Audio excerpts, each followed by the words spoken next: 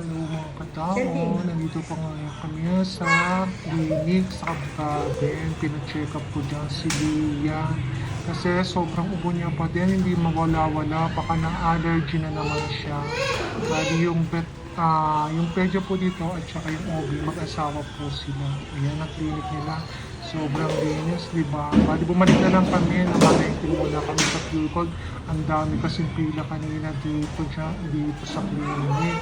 Para hindi kami maghintay ng matagal. Nag-grocery na lang muna kami. Kaya yung dalawa, pa-relax pa dyan. Oh. Yan, tinawag na siya ni Doc. Yan, chine-check up na siya. Kinukwentuhan niya pa si Doc dyan. Oh. O, di ba? O, wala. Masyadong marites talaga.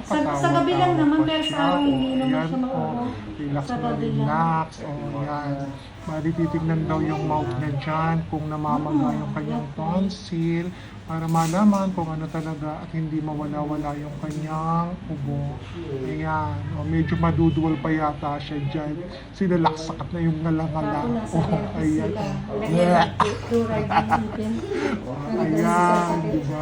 Tapos na, mababa ka na dyan. O, papabuhat pa siya kay Doc. O, it's so heavy naman. After niya, pumunta naman kami sa pet shop para bumili ng vitamins ng mga aso ko.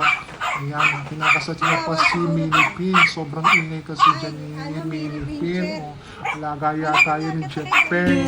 Kaya after niya, pumunta naman kami dito sa Samjunga. Nakakita naman sila ng aso.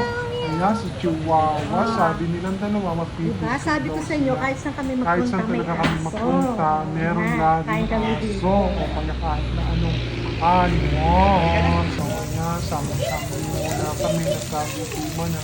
Dahil muna kami dito ng tanghalian. Tara guys, kain na po tayo. Ayun, dalawa tapos na nag-fish na din sa likod. Ano, bye-bye na po.